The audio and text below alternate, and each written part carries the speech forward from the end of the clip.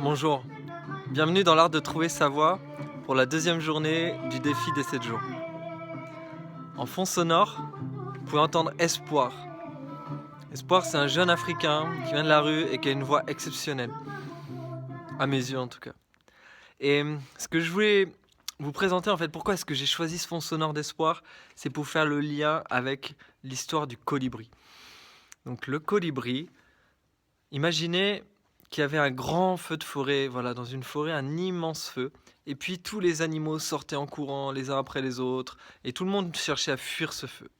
Et puis, parmi tout cela, il y avait un oiseau, le petit colibri, qui lui, au contraire, il allait dans un lac et il allait essayer d'éteindre le feu en ramenant goutte après goutte. Ainsi de suite. Au bout d'un moment, voilà, les autres animaux de la forêt qui étaient sortis, là, ils demandent au colibri, mais attends, tu crois que toi, tu vas réussir la petite taille que tu fais, le petit gabarit, à éteindre le feu seul comme ça? Non mais attends, tu rêves.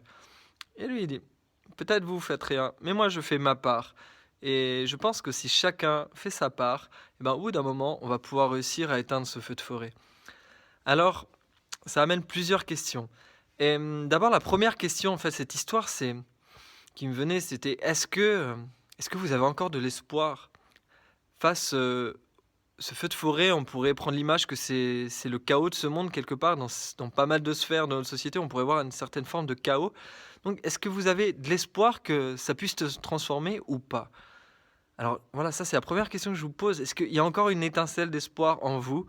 Ou bien est-ce que vous êtes comme pas mal de gens que je peux rencontrer dans différentes sphères de ce monde qui bah, ont un peu comme baissé les bras ou qui sont comme désabusés ou qui se disent ouais, il y a plus d'espoir là, je vois plus, je suis complètement abasourdi par le chaos de ce monde et voilà, et je commence à déprimer en fait. Je déprime, je me dis mais j'y arriverai pas et je vois pas comment faire.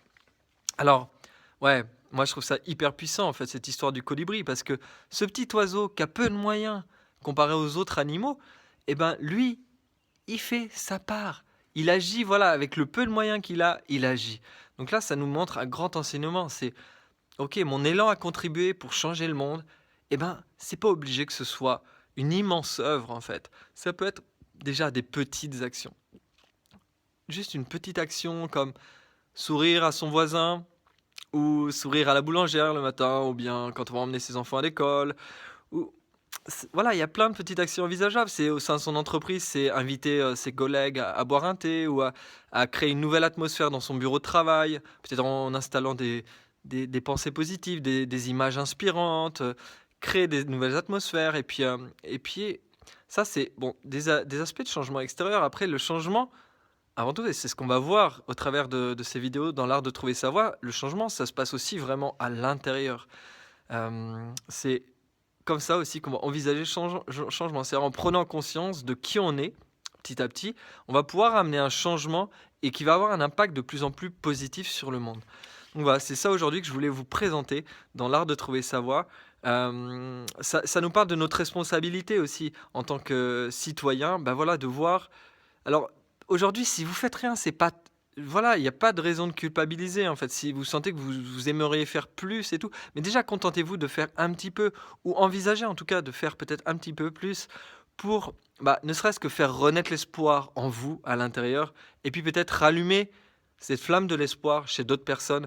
En tout cas, moi je pense que plus on sera de fous à avoir de l'espoir, plus on pourra changer ce monde d'une manière positive, d'une manière qui soit moins chaotique à l'extérieur.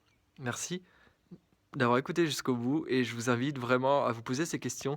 Quelle petite action je pourrais faire pour égayer ma journée, pour égayer celle des autres et amener un petit peu de ma goutte de colibri? À bientôt. Au revoir.